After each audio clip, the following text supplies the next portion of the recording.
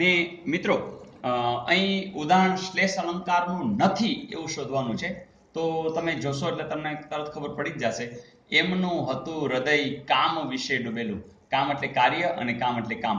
એ રીતે આ શ્લેષ અલંકાર થશે. અહીંયા શ્લેષ એટલે એક જ વાક્યમાં તમને ડબલ મિનિંગ દેખાતા હોય, દ્વિઅર્થી એમાં વાક્યનો અનુસંધાન હોય.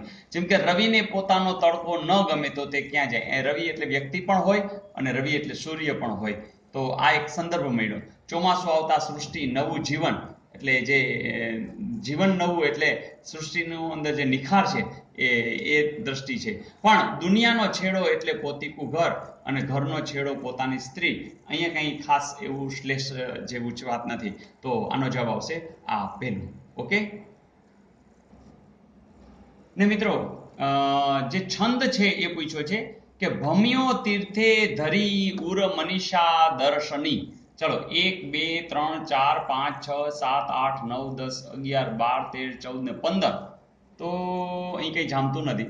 એકચ્યુઅલી કંઈક પૂછવામાં ગડબડ કરી જ દીધી છે અને આ એકદમ જાણીતી પંક્તિ છે એટલે આપણે ખબર છે કે ખરેખર અહીંયા તીર્થે એકવાર ના આવે, 2 વાર આવે એટલે કે 15 ને 2 17 અક્ષર થઈ જાય.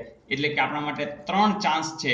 પણ તમને જો સરસ ગાતા આવડતું હોય તો તમને તરત જ ખબર પડી જાય કે ભમ્યો તીર્થે તીર્થે અહીંયા જો ખૂટે છે એટલે પ્રિન્ટિંગ મિસ્ટેક હોય એવું લાગે છે. ભમ્યો તીર્થે તીર્થે ધરી ઉર મનીષા દર્શની લા લા લા લા લા લા લા લા લા લા લા લા. એટલે તમે જાણો છો કે આ શિખરિણી છે.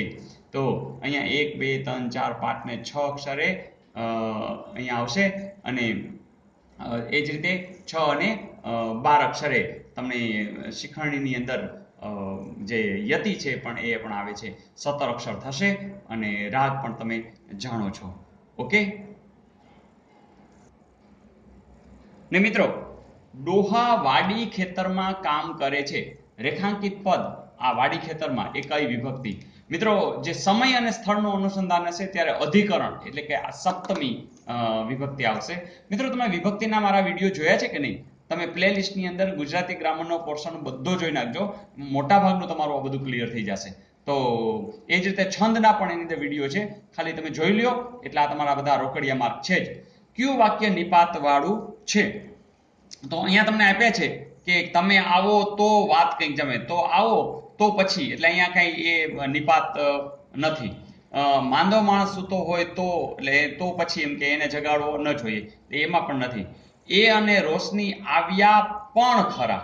યસ, તો અહીંયા છે રોશની આવી પણ એ ના આવી. અહીં પણ એટલે પરંતુ એટલે એ નહીં આવે. તો તમે ખ્યાલ આવી ગયો હશે કે અહીંયા એ અને રોશની આવ્યા પણ ખરા એટલે અહીંયા ભારવાચક નિપાત છે. તો માત્ર એને તો કહ્યું છે કે કયું વાક્ય નિપાત વાળું છે. ઓકે ને પ્રેરક વાક્ય શોધવાનું છે. તો તમને ખ્યાલ છે પ્રેરક વાક્યની અંદર કે કોઈ પાસે એ જાણે કામ કરાવતા હોય એવું, તેણે બધા દાખલા ગણ્યા, તો એમાં નથી કંઈ. તે બધા દાખલા ગણશે, એમાં પણ કાંઈ નથી. તેને બધા દાખલા ગણવા પડશે, એમાં પણ નથી. પણ આ જુઓ, તેણે દાખલા ગણાવડાવ્યા. ઓકે, તો આ પ્રેરક થશે. તળપદા શિષ્ટરૂપનો કયો વિકલ્પ સાચો છે?